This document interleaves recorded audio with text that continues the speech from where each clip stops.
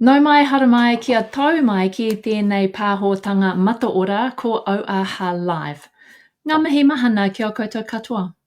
Ko Sandra Julian ahau, ko Ngāti Tama, Ngāti Mutunga, Pautama, me Tia Tiawa o ku iwi no Taranaki.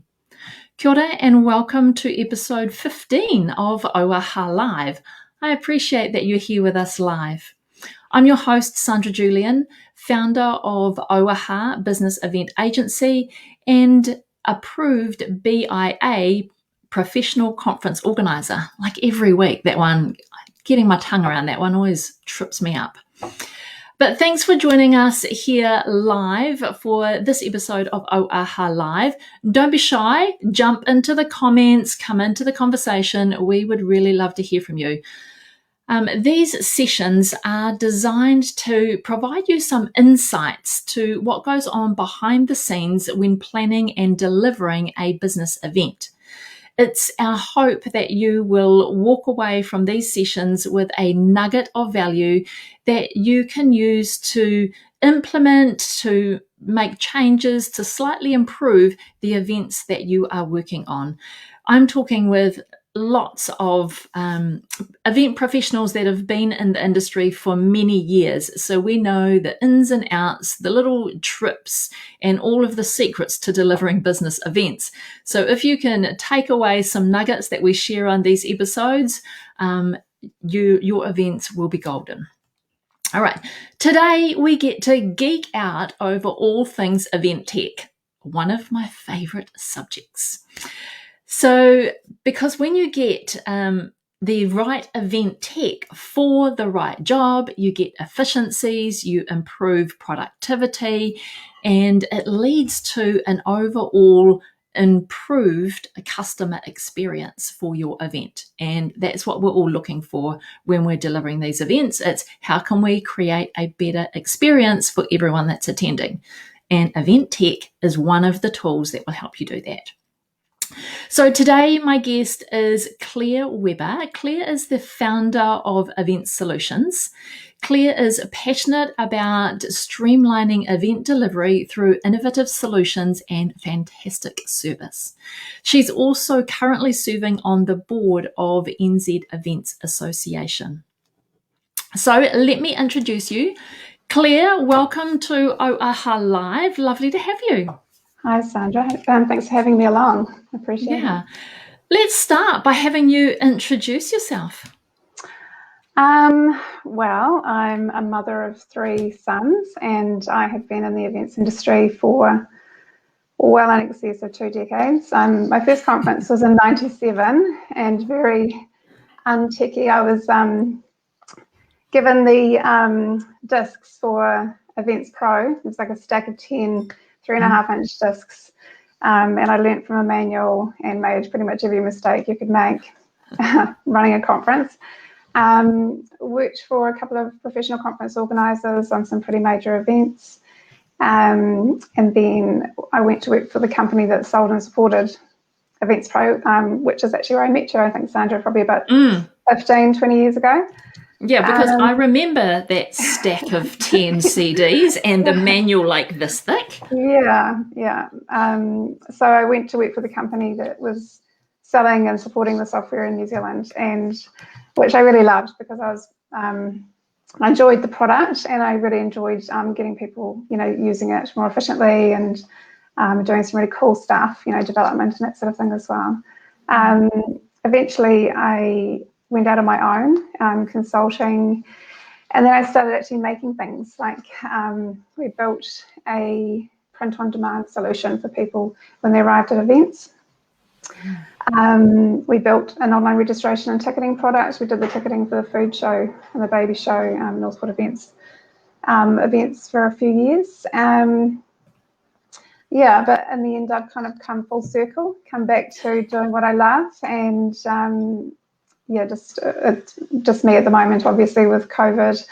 The events industry has been hugely impacted. So as it happened, I was using contractors and supporting customers directly anyway. So I've been quite grateful for that. But it's been a very interesting time, that's for sure. So what are the services that Event Solutions currently offer out? So we do partner with some great products internationally. One of the products we work with is Eventbrite, which used to be eTouches. So we sell and support that software and do development around it as well. Our core business is really printing of name badges at events on demand. So it means there's less need for pre-printing, less packaging, less waste, great data because you know who's turned up and who hasn't. And we have a product that we partner with, which is produced in Australia called Entity, which is a fully integrated event app with the badge printing included. It's got lead capture, everything you expect in an event app. Audience engagement, you can bring in like Zoom or whatever streaming solution you're using for virtual events as well. So yeah, we've been working with it for a couple of years now. Just love it, actually. Yeah, nice. I like the print on demand. Like we've had that for, I don't know, 2-3 years now, Claire. Have we been using? Oh, probably more like 4 or 5. I think we've been doing this. Here we go. Yeah, we did skip a year last year, so yeah. But like I think once you use print on demand badging, you never want to go back. It's it's so much easier, and the efficiencies when you come to particularly a larger event, anywhere in excess of 500. I just wouldn't even bother pre-printing. It doesn't matter where people arrive; they get the same experience. It's a matter of seconds. A scan, a badge prints out. It's got whatever information is required, barcodes and that kind of thing that you can then do scanning when people enter sessions, and exhibitors can scan for contact information. Attendees can scan each other, to share that information. So it's a very simple and efficient mechanism for getting people, through the door really quickly. Yeah. Yeah. So can people use any kind of registration tool in order to then use on-demand badging? Like if they use whatever registration software they want to use, and that might even be a manual like CRM type system, capture their registrations, can they then still use on-demand badging? Absolutely, yeah. So a lot of the online registration products already include a print-on-demand feature. People just may mass produce, bulk print and then prepare their name badges that way. So yeah, generally a lot of them will have it included. Our product, we can take a client's spreadsheet of data and just import that into the system and scan and print as people arrive. And a ticket or a barcode could be issued from your product, or we can convert an attendee's unique ID number into a barcode and send it on your behalf as well. But yeah, with these products, it doesn't really matter if people forget their barcode. It's very simple to look them up and print it out anyway.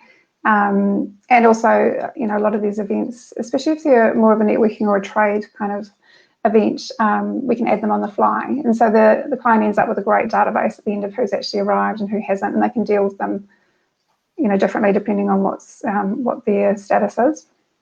Okay, so people can rock up to the event, so they haven't pre-registered, they can rock up, you can capture their information, then spit them out a name badge. Yeah, absolutely. Simple as that. Oh, so look at that. And we've actually, it's been a product I've been doing for years, especially around the trade shows. It has kind of evolved. But I really wanted to start doing it in New Zealand, and I probably started doing it about 10 years ago as a business, because I could just see that there was such a need for it. I mean, I loved being on site at events. It's one of my favourite things, but it was always such a bun fight, with people climbing all over each other, trying to find the name badges. And international conferences, you wouldn't necessarily hear the name, it's quite noisy. And so it might take you a minute, to track down that person's particular name badge. But with this, it's just so much more efficient. I just don't do the other thing anymore. Yeah. And I mean, and that's what we've found implementing on-demand name badges, that we can get through way more people at a registration desk than having pre-printed badges that you have to sort through and find and hand Absolutely. over. Yeah. It's just we're almost down to the number of seconds. So we can now know that with one of our events that we do, there'd be 550 delegates coming through the door, and they probably come through the door in 45 minutes, and they'll be in the door and seated with name badges. It's Absolutely. amazing. Yeah. Yeah. Yeah, it's definitely much more efficient. I mean, anytime you're going to get a large amount of people arriving in a short space of time, you're going to get a queue forming. Yeah. But the beauty of this is you can just, funnel them through, especially if you've got someone running that front of house, getting them to get their barcodes out, so that by the time they hit the front of the queue, they're all ready to go. It's a scan, print, and away you go. And Yeah. for the past, initially when we started, we were using cards, putting them in plastic pockets or lanyards, at the registration desk. And then we sort of moved more into a cyclo material, which is really just a synthetic plastic, which we could print onto, and then a lanyard could be clipped onto it. But in terms of, environmental impact, it's not very sustainable. So we sort of moved away from the plastic pockets, but now we've got the plastic. And then more recently, we have been printing on a small clear label and applying it to a digitally printed card, which gives a really nice aesthetic, but there's still a little bit of waste. But now we're actually moving into full colour printing on demand. So basically everything gets printed on the name badge at the time that they arrive. So it's out in a matter of seconds. It gets cut off. It's got slots to put a lanyard onto, and it's more contactless as well, so which is definitely something to consider in this environment. So the delegate can scan their barcode, the name badge prints out, and then they can just literally pick it up off the tray and go and get their lanyard and pop it on. And also the paper it's inkjet receptive, and it's like a double laminate, but it's fully biodegradable, so way less wastage in terms of you're not pre-printing stuff. It's not going into a plastic pocket, but it's durable enough to last 2-3 day event. And just efficiency as well, obviously. So tell me a bit more about the full color print. So I know for our events, I like to have a pretty name badge.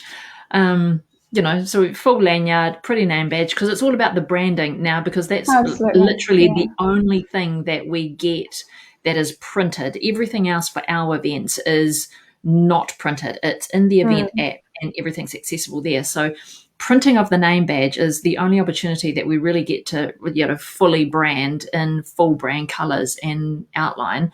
So we've been doing the pre-printed card with the labels added to it. So the contact full print color badges, how much of that fully branded name badge could I apply? Well, it's the same really. So just instead of pre-printing the digital, digitally printing the backing card, everything gets printed at the same time. So, and you can have different, what we've been doing is, if different registration types, is maybe getting different coloured backing cards. So that means the decision has to be made by the person who's applying the label as to which card they pick out. If it's a blue for delegates, red for exhibitors, green for speakers, that kind of thing, just so that the participant can be identified really easily from a distance. Whereas this all happens as it gets printed. So whatever their particular registration type is, you can have different graphics and different images depending on what functions they're going to. Workshops are booked to attend and that sort of thing as well. But it all happens as it gets printed, and it's in different colours depending on categories. So and you still, the stock is white. Yeah. And then you've got a blank canvas as to what you put on it, basically. Yeah. So yeah. And is it one size, or is there size I've got option? a couple of sizes, So one's basically A6, more for conferences, and there's one that's slightly smaller. not everyone wants to have a big A6 name page Yeah. on. Yeah, and they have 3 slots at the top, so you can have a clip pin, single, clip lanyard, whatever. I always recommend the double so they don't spin around. Yeah. And actually, this is just my sort of going for what I think will be the most popular in terms of stock. But there's also options, to print on colourful labels as well. And potentially something I'd like to do is print double-sided. So you basically print it once, and then it's a sticker that you peel off and put the backs together, and then you pop something on it. And then it could be like your name on both sides, so it doesn't matter if it spins around. Everyone can still see who you are. Yeah. Or summary program on one side, name on the other. Yeah. Yeah, exactly. But variable data depending on what your program is. So yeah. Love it. Oh, yay. Yes. I mean, it's something I've been wanting to do for ages, and this has kind of just brought it to a head, I guess, because it's such a need has arisen in this situation. So no, I'm a huge fan of the on-demand print, and and have seen it evolve over the years. Through at one stage we were getting pre-printed badges that would just all come through the printer and just rip off and apply, and then the provider of those didn't do it anymore. So then we went back to pre-printing, digital print cards, which were pre-punched with labels. So it's been a full. So I'm looking forward to this new fully colour. Doing I'm that. looking forward to showing it to you. Yeah. Bring it at me. Yeah. Let's talk virtual events, hybrid event options. What are you doing in that space at the moment? So it's not really my area of expertise. I have helped customers who use like Eventbrite with their virtual platform. A lot of the software providers have incorporated, the virtual solution into their platform. If it wasn't there already, they've definitely included over the last 12 months anyway. And there are a lot of products, just available to do that anyway. And I have found that the customers that I work with tend to want to find their own, and a lot of it is to do with the AV company that they use as well, because it is quite a process to manage, the speakers coming in and the speakers on the screen, and just to keep it all flowing. So it takes a certain level of technicality and confidence to be able to do it. It's not something that I've actually managed myself, managing the studio. I'm more about connecting the dots in terms of making sure people have the solution that they want. Okay. So the app that we work with does have an option to incorporate whatever streaming solution you're using into it. So it can be quite simple. But what I have sort of experienced and found really interesting is like a hybrid event, and like having the virtual option for people to be able to pivot to has been a godsend. So many conferences have been able to take place over the last 12 months that otherwise wouldn't have. And it's I think people are quite resistant to it initially, but it's the way it is now. We have to live with that. And but with the hybrid solution, and there's so many different ways it can be done. And I've seen it done not necessarily amazingly, like when you're in a room, but the speakers are talking to an online audience. It's like they're ignoring you in the room kind of thing. It doesn't really work. So, but generally what happens is, there's people who are transmitting from overseas, like international speakers, and that's going to save conferences so much money as well, because they don't have to bring a speaker over, pay their accommodation, flights, and that sort of thing. You still got these great quality speakers. So like that's one way that they could be virtual. Then the people in the room could be having a speaker on the stage who's also transmitting, virtually. So there's people out there globally, so your reach is increased as well. You've got your audience in the room. A lot of these conferences, even though they're virtual, they're having little satellite meetings, so they might have 50 to 100 people, different locations. So you've still got that networking component. You're seeing people in those rooms or globally, or wherever they may be, virtually. And one of the great tools is with the audience engagement is having an app that no matter where you are watching, you're still engaging with that speaker. Using the same platform, and you can also maybe test the engagement as well of different audiences. So if they're watching online or if they're watching in a room, what the responses are and that sort of thing. So it's just amazing the amount of data that you can get out of these kind of situations as well. Yeah, and I think that is the true value of a virtual component, whether it's fully virtual or partially virtual, is the data that you're able to gather. Because if you design your engagement questions or your engagement pieces into your event successfully, you're going to get so much more data than you would have otherwise, right?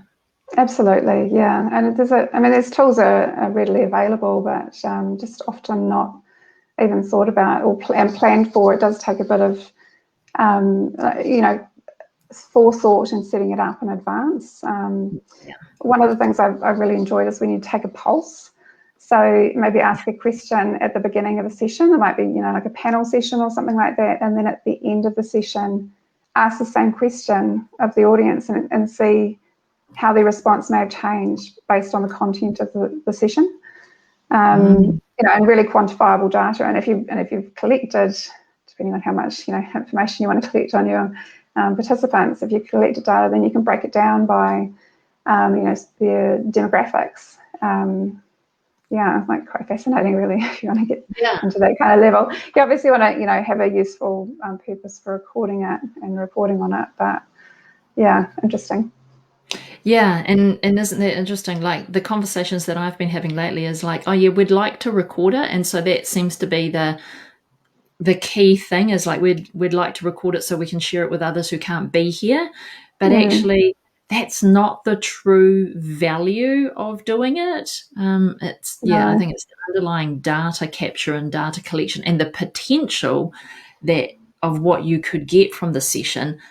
It's not necessarily the recording of the session.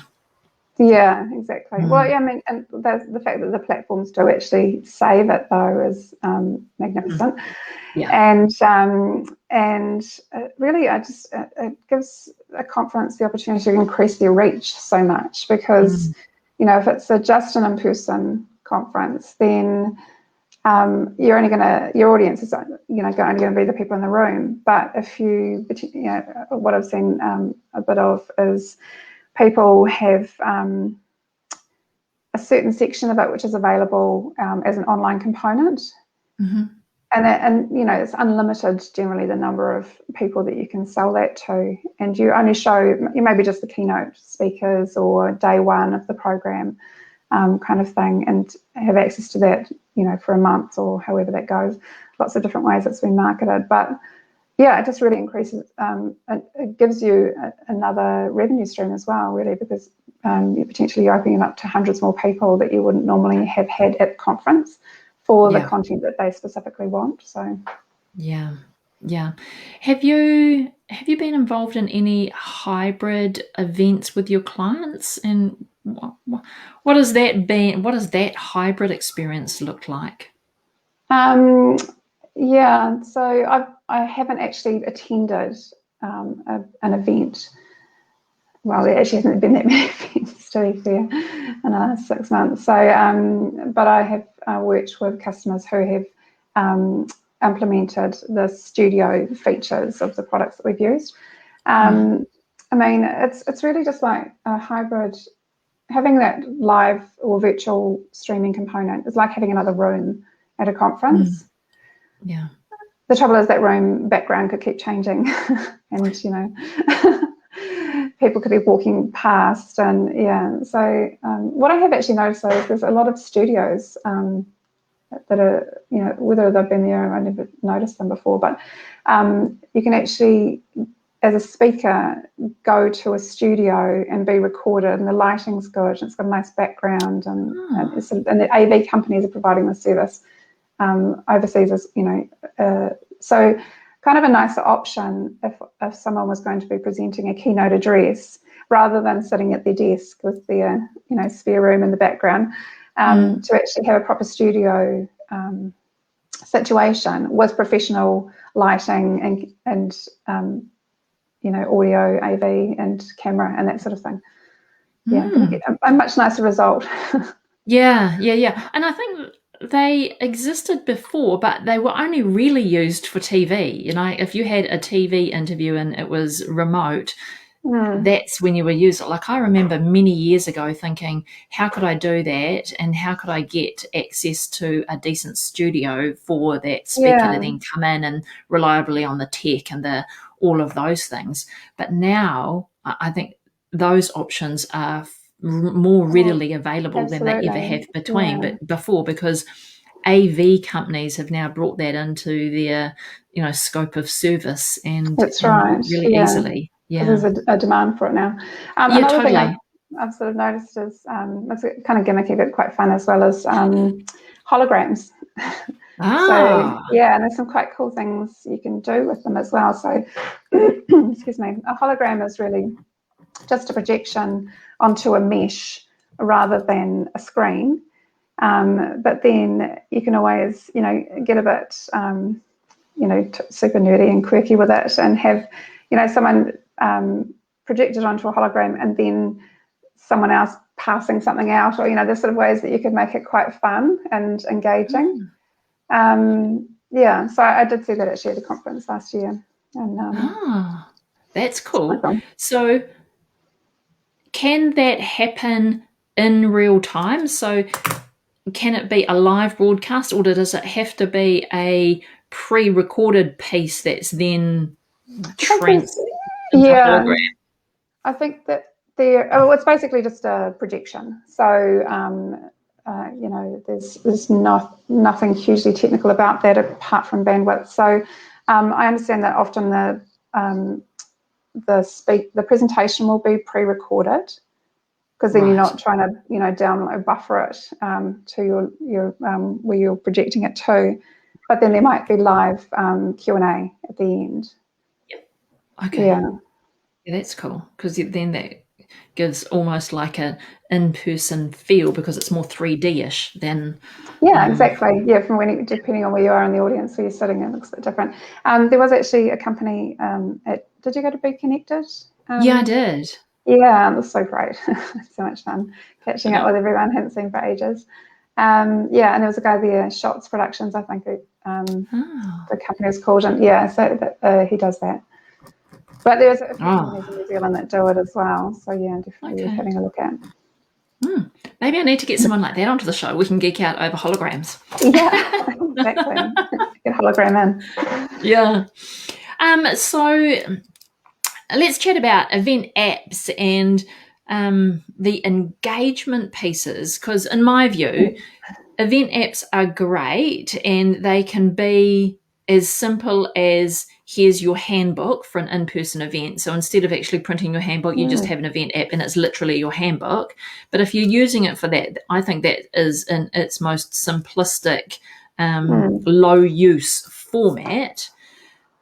But what would be some of the really good advantages or engagement things that you could do with an app, or that you've seen and had experience with an app that's really improved delegate participation? Yeah, I mean, gamification, depending on how it's sort of taken up the audience, some audience it doesn't really work with, but it can be quite fun, and people get quite competitive, going around scanning things and making lots of comments, but it really creates quite a vibe within the group. I mean, for me, given my my passion for the on-site badging, a key thing has been having the entry ticket inside the app, so that you don't have to print anything out, you don't have to look it up in your emails. You go into the app, there's your QR code, or your unique number, and when you scan that, your name badge prints out. So a really good reason, to have downloaded the app in the first place. As an event participant using an event app, my key thing would be planning where I wanted to be, especially if there were concurrent sessions, breakout rooms, and I had a limited time, or there were certain people that I wanted to go and see, then I would, document all of that in the app. And if it works offline, even better, especially if you're having to fly somewhere. And then you can just go and, while you've got some downtime, plan what you're going to do. Obviously, communicating with the other participants, creating connections, sharing contact information. There's just, and obviously the audience engagement aspect in terms of speaker questions, live polls, push notifications, being able to get information out, instantly to participants, being able to filter that so that a certain group, only receives that information. And we've sort of been through a bit of a, both options have had to be provided for a while, but I think we're kind of coming out the other side of that now. So we don't necessarily need to have a printed handbook anymore. There's still, maybe 2% of people that would come to the desk and say, is there a printed handbook? But everyone has smartphones, and you can always go and look it up on the the program on the website if that's necessary. And generally, the clients I've worked with would pre-print or print out a few copies just off the website. But no, it's all in the app. Yeah.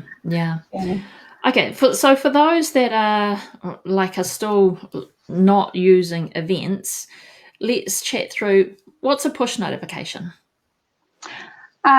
So basically it's this little pop-up message that comes up in the app to give you a bit of information, kind of like a tweet, usually shorter. Sometimes they can have a call to action as well. So, it might be a click here to open up something. So you can drive people, great for sponsorship and, getting people to go and look at their websites and that kind of thing. So thanks to our sponsor, click here to view their website. And then, again, if you can track that information by the reach and the clicks and that kind of thing, it's great data to be able to give your sponsors in terms of engagement. Yeah, nice. I like the push notification feature. It's because it's like sending someone a text message. It's like, do this. So we use those throughout our event all the time, and try not use it excessively. So when people do get it, they know that it is a call to action. Yes, they can get a little bit tiresome. People generally know when it's morning tea time. So so don't send a notification that says go have your morning tea. Exactly. So make it relevant. Cool. Have you seen really cool ways that sponsors, because I think there's still a bit of I'm not sure how a virtual event or hybrid event, if I don't have my physical stand, is actually going to serve me. I think there's still some of that attitude or hesitancy floating around in conversation. So, how can exhibitors and sponsors will use a virtual event to its full extent, given that we know people are on the platform, people are engaging, you get huge amounts of data from an app.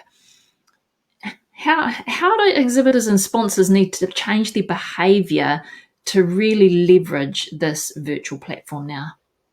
Well, I mean, the generic or broad way of doing it would be doing some kind of a sponsor post or a push notification.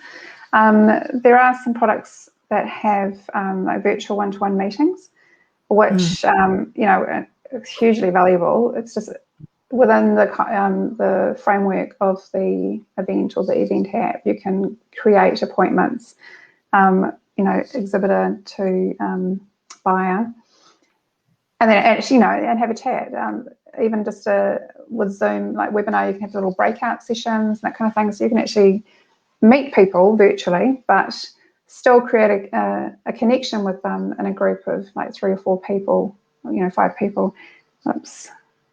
Oh, that's just got the civil defence tsunami warning.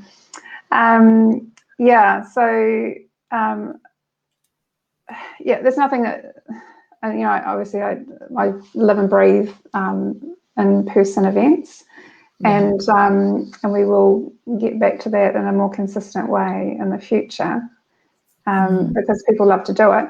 But in the meantime, there's no reason why a virtual event can't give you the same kind of reach. And also people are, possibly changing to different ways of marketing now as well. And that we don't have to be necessarily face-to-face to have a meeting and create a connection. We can do it online.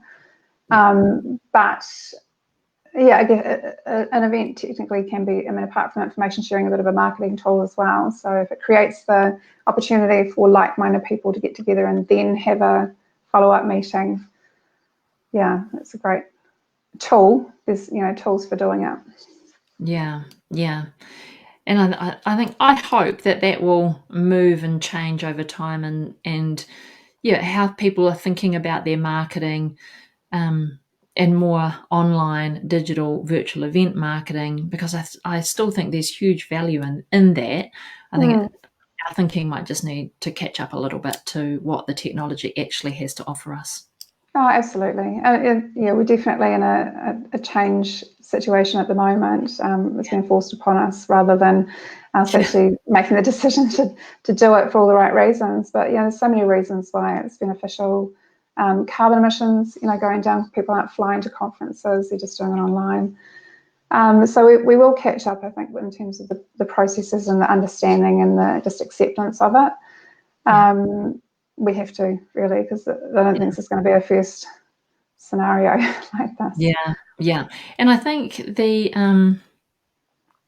just the move that we've had to make in the last year, I keep saying it's taken us 5 years. So even though we've only a year in time has gone by, actually what the technology has done for us, we've like leapfrogged a whole 5 years ahead. So if COVID hadn't have happened, it probably would have taken us 5 years to get to where we are potentially now, and how people are changing their thinking, how they're behaving, how they're incorporating tech, how they're utilizing tech more, how they're thinking about engagement way more than maybe that they were before. So I think it's just leapfrogged us. Yeah, well, it is a massive change situation, but also an opportunity, I guess, for us to do things in a better way. Yeah, totally. Yeah, and we've all had to think outside the box around how we can, one, can keep our businesses afloat, and two, embrace the new technology so we can keep our businesses afloat, but also so we can do things better. Like, I don't think we'll ever go back now. There are some things that we won't go back to. Yeah, no, that's right, and that's good. Yeah. Anything else tech-wise that you want to chat about, and what's coming into the event world as far as tech solutions that will create a better experience? There's lots of things that have been talked about, facial recognition, augmented reality, all those kind of things. My experience is that people, they're gimmicky and fun, but do they actually serve a practical purpose? And can we afford them as well in a conference? Yeah. So there's been lots of like gadgety kind of bits and bobs, but I'm a real believer that technology has to have a purpose. And also a cost benefit. So it's going to, make everyone's lives easier. It's going to be more cost effective. It's going to be more efficient. It's going to give you great data. To be honest, I've been so bombarded by stuff coming into my inbox with new products, and I have, it may be a bit narrow-minded, but I've decided really to focus on the products that I use. In fact, I've even I've taken a product out of my suite of products that I've worked with because the relationship hadn't kind of moved forward, and neither had the product.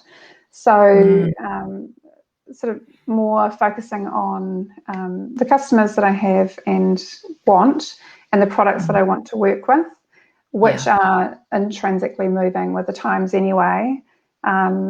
So I have actually almost on purpose, sometimes had a cursory glance of some of the marketing material that comes through my inbox from, international products and people that want to partner with me and that sort of thing.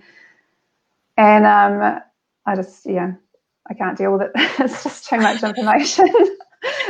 Well, there is just a plethora of products now coming on the market. I mean, every so often we revisit our registration event management software, and we used Event Pro in the beginning, and then we moved to Certain, and then we've moved to Eventbrite, but we've looked at many, and keep looking at what's coming onto the market and can they provide what we need, because I think there's still a gap in the market where it's a fully robust event management tool at a cost-effective price point for the industry is really lacking.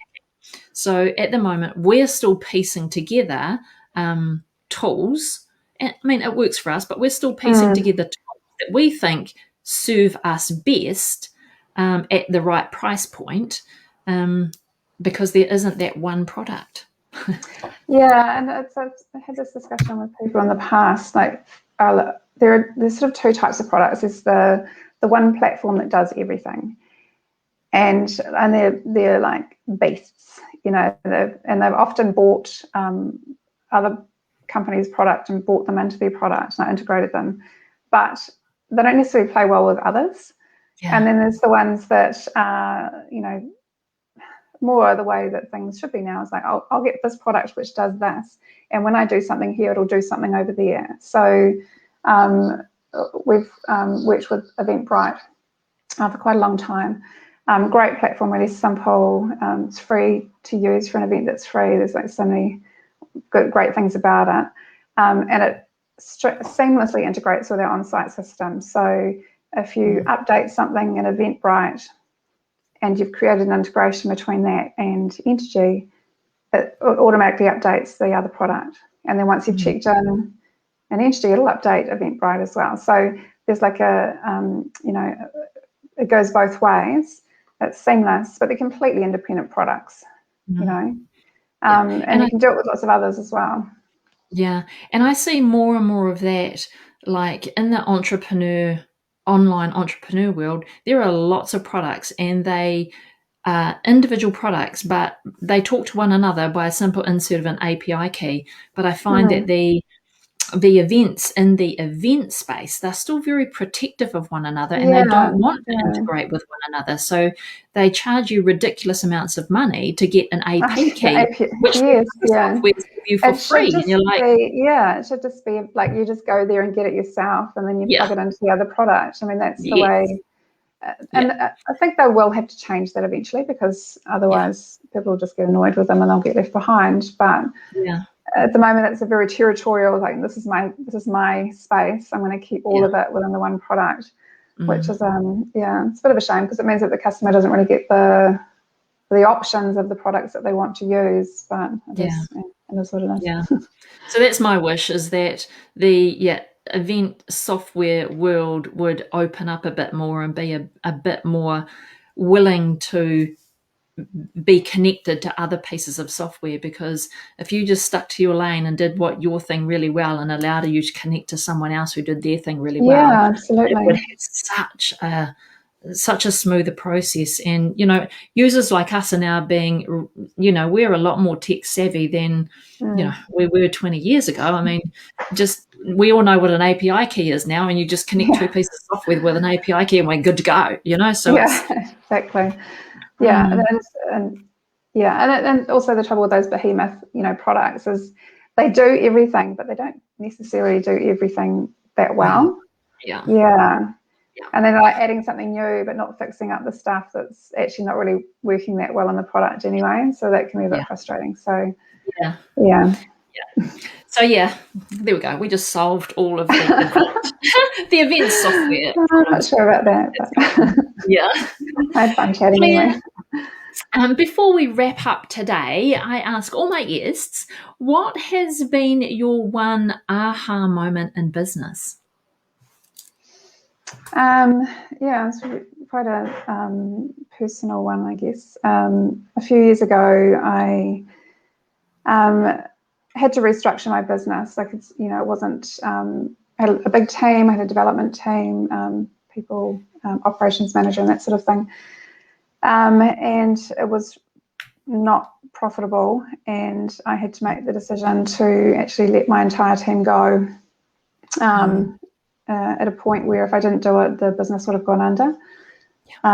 So I gave them all a month's notice, and we worked through that process, and I it was incredibly painful at the time because some of the team we'd worked together for 7-8 years.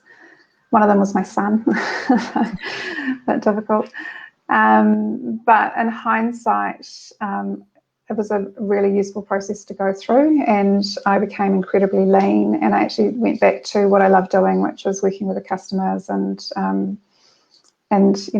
working with the tech and supporting them, customers getting the best out of it and that sort of thing. So, and definitely in this environment, I'm incredibly grateful that, it sounds awful that I don't have a team that I'm supporting in a big fancy office and a lease and that kind of thing. It was, I had contractors that I was working with and still do. But yeah, I think maybe just letting go of the ego a bit more and focusing actually on having a really good business that I enjoy doing, like it serves my why, puts food on my table, it doesn't kill me with stress. So, I'm pretty grateful for that. Oh, I love that. Yeah, it sounds like a similar story that I went through a few years ago as well. Did exactly the same thing. Yeah.